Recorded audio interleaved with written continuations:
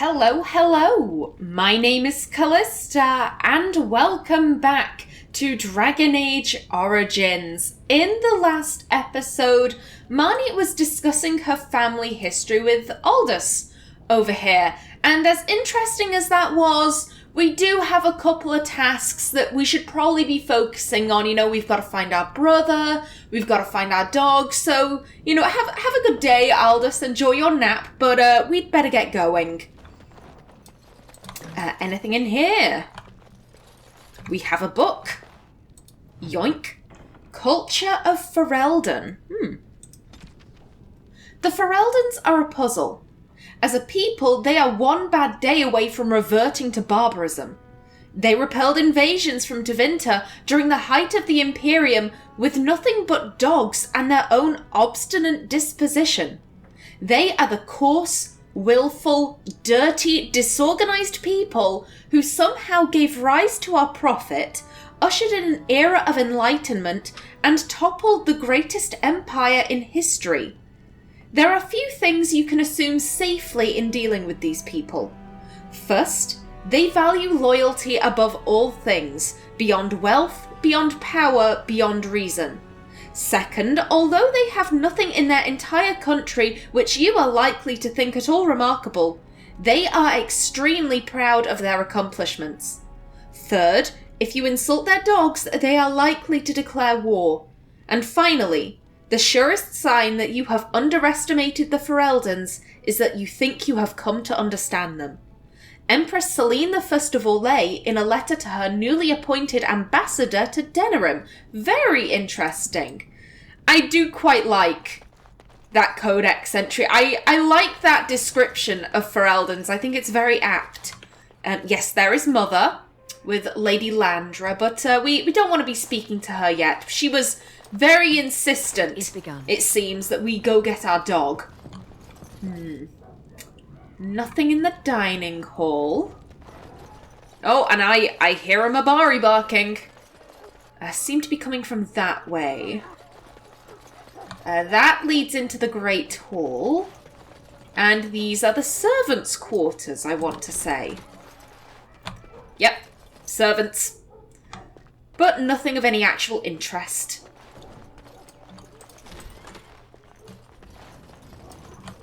It shall be done. Another greenstone. This is like the third locked chest I found with a greenstone in it. Good evening, madam. Good evening to you too. Yeah, I'm guessing the Kuzlans just have, I don't know, a thing. Just like lock a single greenstone in each chest. It'll confuse burglars. Okay, well, that is the castle explored, so I think it's high time we get our dog.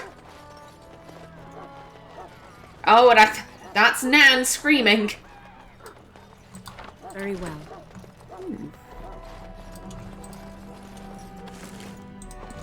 And Nan'll be fine. The dog won't hurt her. Oh, hello, little cat. I don't think Marnie likes cats all that much. I think the one thing about cats that makes her smile is that she remembers back when she was 13 and she would fire arrows at cats from up on the ramparts and the satisfying yowl they'd make when hit. Good times. I would once again like to note that Marnie is not a nice person. And I am not Marnie. Marnie is not me. I would never hurt a cat. I own a cat and I love him very much. It shall be done. Get that bloody mutt out of the larder. But mistress, it won't let us near. If I can't get into that larder, I'll skin both of you useless elves. I swear it. Calm down, good woman. We've come to help. You and you. Your bloody mongrel keeps getting into my larder. That beast should be put down. I'm sorry he's bothering you, Nan. He's not a mongrel, he's a pureblood Mabari. Perhaps you should lock your larder tighter. Maybe you should be put down. Ooh. This is another Aldous situation. Nan has said something that offends Marnie, namely the, you're bloody mongrel. Marnie only has the finest of things. She would not accept a lesser dog. Her dog is, a pureblood Mabari, as it states in number 2. And I think she would be offended by Nan saying, like, oh, you've got a mutt for a dog, basically. But again, Nan was Marnie's nanny growing up. She does hold a position of respect in the household, and Marnie wouldn't feel comfortable saying number 4 because Nan is just going to go straight to her parents and then they're going to confront her. Alright, let me find Marnie's voice again. There we go. He's not a mongrel. He's a pureblood Mabari.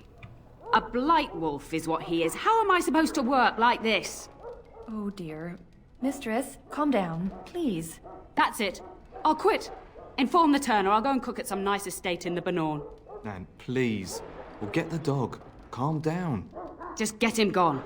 I've enough to worry about with a castle full of hungry soldiers. You two, stop standing there like idiots. Get out of the way. Okay, Nan, don't blow a gasket. Everything'll be fine.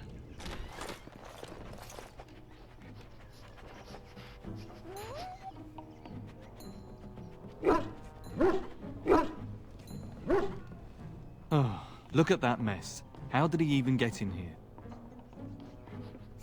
Oh, look at that happy little tail wiggle. Excited barking. Enough. You're a bad boy, do you hear me? What a smart boy you are. Oh, yes you are. Sit right there. I'm not putting up with this. Are you trying to tell me something, boy? So I did mention that Marnie views her dog as a possession. It is something that boosts her prestige, having a well-trained, pure-blood Mabari. However, I think her dog is the only animal that Marnie genuinely likes. Just because he accepts her. He sees her and doesn't say, oh, why are you doing this? Why do you behave that way? Oh, why are you torturing that animal? That makes me uncomfortable. She's very aware of the fact that her parents love her, but they are scared of her. They worry about the things that she does, the way she thinks. And I think on some level she does hold that against them. Why can't you accept me as I am? I don't see any problem with me. But her dog doesn't do that. Her dog just looks up at her and gives her unconditional love. And as such, she's kind of like, you I like. You I will accept, and you can come with me and I won't hurt you in any way, shape or form. Because I do think she wants unconditional love. She doesn't understand it, but I think it's something she wants, and she gets that from her dog. So not number 1, but I don't think she's sentimental. Oh my god. Sentimental, there we go. I do speak English, I swear I do. Yeah, she's not sentimental enough to say number 2. He does seem rather insistent. Are you trying to tell me something, boy?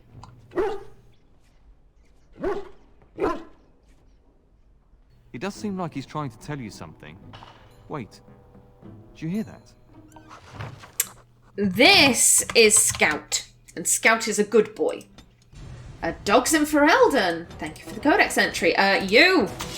Get him! Victory will be ours! Again, it is unfortunate that Marnie does not have her bow, but these daggers can kill rats just fine. And you.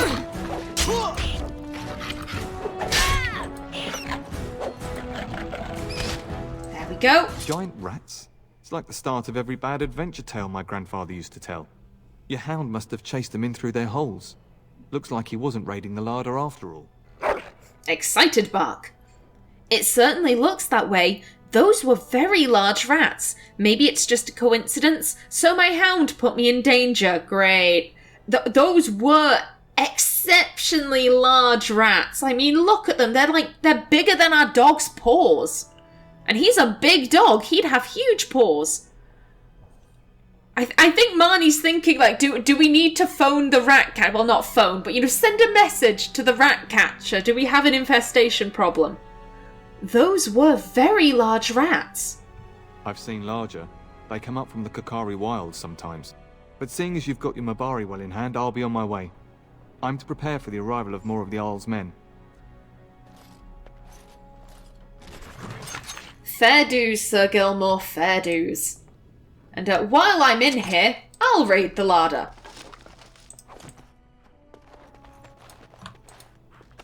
Good stuff. Now, what were those codex entries? Dogs in Ferelden. I am frequently asked during my travels in other lands to explain the dogs omnipresent in Ferelden. Inevitably, I tell my foreign questioners that there are no more dogs in my homeland than in their own. In every civilized corner of Thedas, an astute observer will notice dogs employed in hunting game, keeping barns and storehouses free of vermin, herding livestock, guarding homes, and even used as beasts of burden in the mountains. It is simply that Fereldans show appreciation for the work that our dogs do. And perhaps the reason for that is tangled up in mythology. Haftar, the first man to be named Tern, the hero who united our Alamari ancestors to drive back the darkspawn of the Second Blight, was reputed to be the son of a werewolf. Now, perhaps this was meant to be some comment on his temperament, or simply a way of making a great man even larger than life. But more than half the noble families of Ferelden claim to be descendants of Haftar, and consequently, many of our people feel that they have some distant kinship with wolves. It is only good manners to be polite to one's kin. From In Pursuit of Knowledge, The Travels of a Chantry Scholar by Brother Genitivi. Very interesting, creatures. Rat. What are you, mad? Even the most giant of rats isn't going to present that much of a problem to anyone larger than a cat. Even the stories in the archives that tell of blight-touched rats still only attributed them with the ability to spread the plague. The rats themselves got no larger than perhaps 3 feet in length, covered in sharp, bony spikes and boils. Disturbing, certainly, but dangerous? This is no fantasy conjured by madmen, young man. You have much more important creatures to concern yourself with.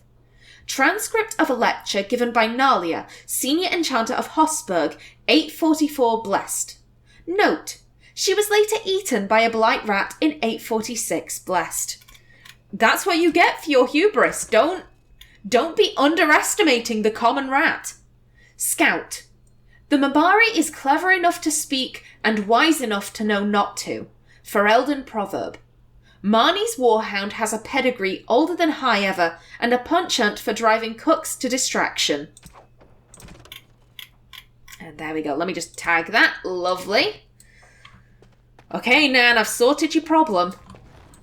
There he is, as brazen as you please, licking his chops after helping himself to the roast, no doubt. Actually, he was defending your larder from rats. Big ones. He's not so bad, Nan. Just a dog being a dog. Yes, well, what can you do? Actually, he was defending your larder from rats. Big ones. What? Rats? Not the large grey ones? They'll rip you to shreds, they will! See, now you've gone and scared the servants. I expect those filthy things are dead. Yes, the rats are dead. It's quite a mess, in fact. My faithful warhound made sure it's safe. I took care of it, no need to be afraid. Yes, the rats are dead. It's quite a mess, in fact. Oh, I bet that dog led those rats into there to begin with. Oh, don't even start with the sad eyes. I'm immune to your so-called charms. Really? Here then. Take these pork bits and don't say that Nan never gives you anything. Bloody dog. That's what I thought. Thank you, my lady. Now we can get to work. That's right, you two. Quit standing about. Thank you again for your help. Now, if you'll just hold on a moment. Yes? That was not supposed to happen. What was supposed to happen is that we go back into the kitchen and we're able to roam around. I was gonna talk to Nan anyway, so it's not that big of a deal. I'm in a hut. Do you know what? I'll just go... Do you know what? Adney, get moving with those casts. And Kath, do you think you can serve that to the turn with dirt from the floor all over it? Miserable old bat. Old bat, am I? We've got to work double time on supper, sweep out the hearths, and no complaining. Busy day. Have you considered whipping them? Any more rat problems? I've got to go for number 2. I mean, I was joking about Marnie whipping kids in the last episode. She'd happily whip an elf. Have you considered whipping them? Oh, there's no need for that. Don't think I don't see you there, Kath. She's got eyes in the back of her head, she does. Thank you for coming to your old nanny's rescue. That blasted hound is more trouble than he's worth. He is. And don't start with me. You've gotten all you're getting today. But what about you, my lady? Been keeping safe and well behaved, I hope? Of course, when it's convenient. That would be boring. Why would I say anything but yes? Ooh. Marnie is going to put on a very sweet, innocent little smile and say number 1, because of course she is. I do think that Marnie has... I don't want to say a bit of a soft spot for Nan, because that doesn't feel right for her, but... So Aldous was Marnie's teacher growing up, but he was just that, a teacher.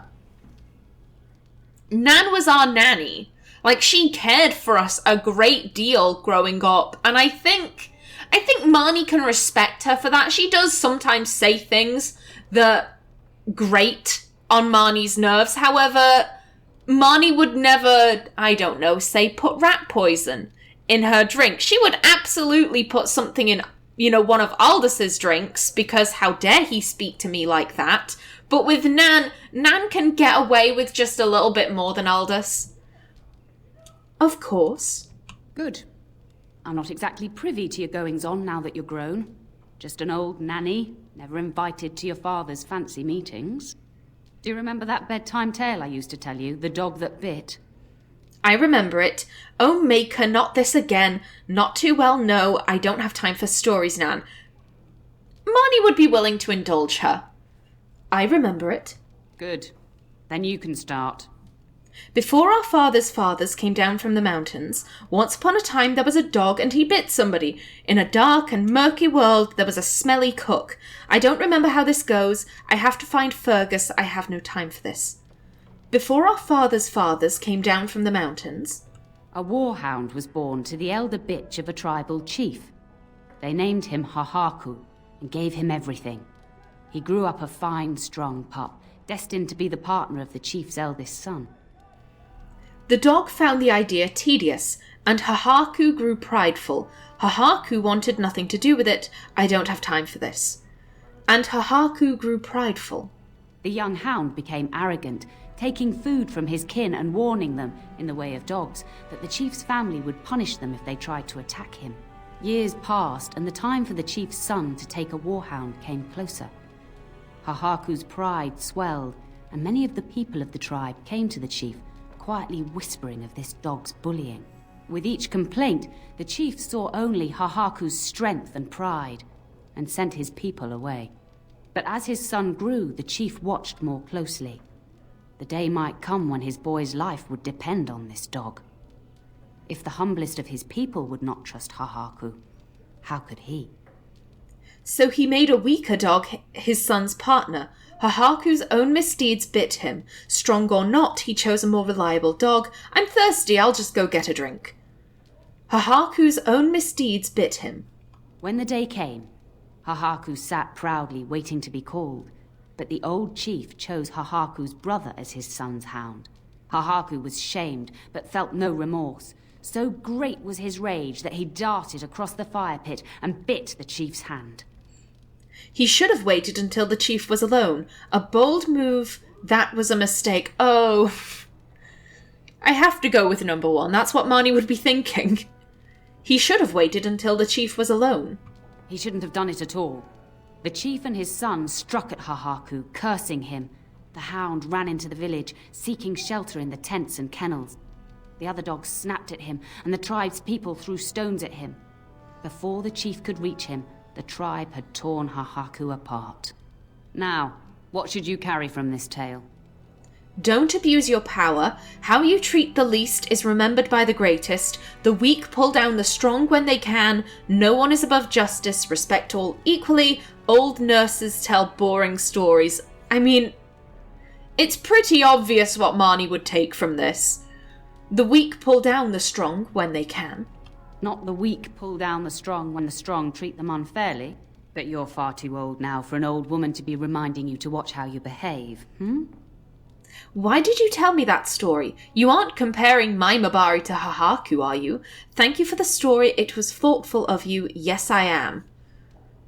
I think Marnie would be curious as to why she was telling us the story, to be honest.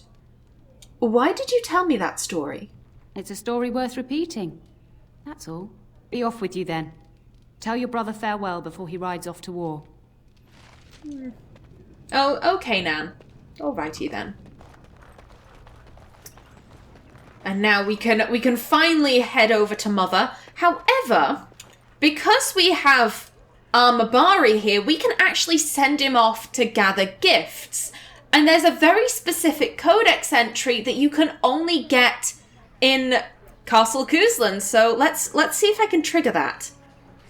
Scout! You do that outside the castle. You do that on the peasants' houses. That's all they're worth. Do you see anything interesting? So I think I'm going to cut around all of this. Be back with you in a second. Scout has brought to you a tattered old book. Some of the pages have been chewed. There we go. That took a while. As you can see, I moved to the library just because I thought that might have an effect. I don't necessarily think it did. In my quest to find that codex entry, Poppy brought to me the piece of wood and...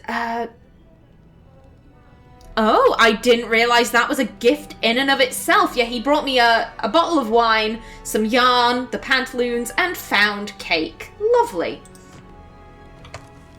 Now then, I do think this is quite an interesting codex entry. A very chewed and moist book. Much of this is illegible. Day 42. I begin to suspect that we are being manipulated, as if by some unseen hand far above us. Always I hear the sound of clicking. Click, click, click, click. Several pages are missing, and much of the ink on the remaining page has run together. And then told them I wouldn't take any cheese unless it came directly from their revered mother's hand. Mud, or something similar, has soaked into the pages here. Day 115. My mother told me I was special. I never knew how right she was. The ink has smeared horribly. It was Yasaris. I swear it. It looked just like the carving in the Arl's drawing room. I sent it to the circle to verify, but I haven't heard... From a very chewed and moist book. Very interesting. Okay, thank you for finding that, Scout. Took you a while, but you got it in the end. And my dear Bryce bought this back from Orlais last year. The Marquis who gave it to him was drunk, I understand, and mistook Bryce for the king. Ah, here is my lovely daughter. I take it by the presence of that troublesome hound of yours that the situation in the kitchen is handled? Yes, Mother, Nan is back to work as we speak. Yes, there were giant rats in the larder. Nan's head exploded and my hound ate the kitchen staff. I'd rather not keep chasing this stupid dog. Let's not say anything embarrassing in front of guests. Yes, Mother, Nan is back to work as we speak. You've always had a way with her. Darling, you remember Lady Landra, Ban Lawrence's wife? I think we last met at your mother's spring salon. Of course, it is good to see you again, my lady. Weren't you drunk? If you say so, this will have to wait. Father sent me to find Fergus. Again, we're going to be charming. We're not going to say anything embarrassing or awkward. Of course, it is good to see you again, my lady. You're too kind, dear girl. Didn't I spend half the salon trying to convince you to marry my son? And made a very poor case for it, I might add. You remember my son, Dyron. He's not married yet either. Don't listen to her. It's good to see you again, milady. You're looking as beautiful as ever. Thank you, flatterer. Go soak your head. You're looking handsome yourself. We'll take the compliment, but again, this young man is beneath us. Marnie would not lower herself by sleeping or marrying someone who is below her. Thank you. And this is my lady-in-waiting, Iona. Do say something, dear. It is a great pleasure, my lady. You are as pretty as your mother describes. You would think that it would make it easier to make a match for her, not more difficult. Perhaps your daughter simply has a mind of her own, your ladyship. You should be proud. Proud doesn't get me any more grandchildren. I can handle my own affairs, thank you. May I go now, Mother? You are aware that we're at war. Perhaps we should speak alone sometime, Dyron. Not number 4. Absolutely not number 4. I can handle my own affairs, thank you. All evidence to the contrary. I think perhaps I shall rest now, my dear. Dyron, I will see you and Iona at supper. Perhaps we'll retire to the study for now. Good evening, your ladyship. Yeah, Dyron wouldn't have caught Marnie's eye, but Iona was very pretty.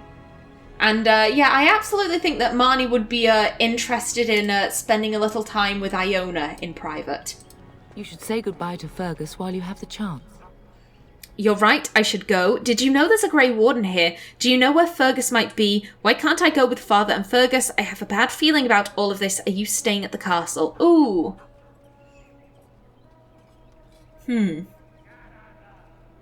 Not 3. As I said, Marnie's assuming he's going to be saying goodbye to his wife and son. He seems oddly attached to them for some reason. Marnie doesn't really understand it, but if that's how he wants to be, then, you know, good on him. She absolutely does not want to go with Father and Fergus. No, Marnie does not want to be in the thick of fighting. You know, that's why she's an archer. She can stay up on the ramparts at a safe distance, just picking people off. And not number 5, I don't think Marnie would have a bad feeling about this. I think she's feeling very happy and content right now. Did you know there's a Grey Warden here? Yes, your father mentioned that. You haven't got it into your head that you want to be recruited. Hell no. The Darkspawn have returned. Grey Wardens are needed. Father wouldn't allow it. Would that be so bad? Definitely not. Definitely not. Keep it that way. You've enough to do here at the castle without chasing Darkspawn. It seems that she did know then. Are you staying at the castle? For a few days. Then I'll travel with Lady Landra to her estate and keep her company for a time. Your father thinks my presence here might undermine your authority. I don't think you should go. I was about to suggest that myself, as you wish. Number 2. Absolutely number 2. I think that maybe the reason why Bryce and Eleanor are leaving Marnie in charge is, as I mentioned, they've tried to keep this front of everything is fine, nothing's wrong with our daughter, she's perfectly competent, we think. We hope that, yeah, there's nothing wrong. She's totally not psychotic in any way, shape or form. And I imagine it would have been Fergus who suggested, because again, I said in my in the backstory that Fergus doesn't really know about his little sister and the way that she thinks. He probably knows that his little sister's a bit different, but I don't think he knows the extent. Like, he doesn't know that she killed cats as a child, or that she drowned a puppy, and she intended to drown a puppy. So he was probably the one who suggested it, and they just kind of had to go along with it. And obviously, if she remains to kind of maintain control whilst her daughter is supposed to be taking control, that it would raise too many questions, if you get what I'm saying. I was about to suggest that myself. Delightful. Then there's no argument. I should go. I love you, my darling girl. You know that, don't you? I love you too. I'm hardly a girl any longer. What brought this on? Not number 1. Marnie doesn't love her parents. And she doesn't mean that in a bad way. She's kind of like an automaton. She really doesn't get human emotion. She just doesn't understand it, really. You know, all that kind of mushy, like, oh, I'm my loved one. She's kind of like, why are you being so dramatic? Yeah, I think she'd be confused. What brought this on? You've grown up so fast. And now Bryce is leaving you in charge of the castle. I suppose there's no point in dwelling on it. Go do what you must then. I will see you soon. Yeah, Marnie's just gonna double back. Like I said, she's free tonight. Iona is free tonight. Marnie would like to take advantage of that. I should, for anyone kind of who's maybe thinking, Iona, not Dyron, what? Doesn't she want to seduce the king? I will just say, Marnie's a lesbian. Marnie is sexually attracted to women. Her plot to seduce Kaelin, it's not because she's sexually attracted to him, it's because she wants the throne. And if, whoa, there goes my timer. Okay, so I guess I won't be talking to Iona and Dyron just yet. I'll finish off my thought. Yeah, the reason why she wants to seduce Kaelin is because he's the king. End of. If the only way for her to get on a throne is by lying back and thinking of Ferelden, then that's what she's gonna do. That would be worth it in her mind. Dyron, what would sleeping with Dyron accomplish? She risks getting pregnant, and he's beneath her. Why on earth would she lower herself to that? You know? If she has to have sex with a man, he better be of a higher rank than her. That's all I'm gonna say. So I am out of time for this episode. In the next, hopefully we can persuade Iona to spend a little bit of time alone with us. But until then, please remember to like if you enjoyed, leave a comment below. And if you wanted to subscribe, it would be very much appreciated. I've been Callista. Thanks for watching, and see you in the next episode.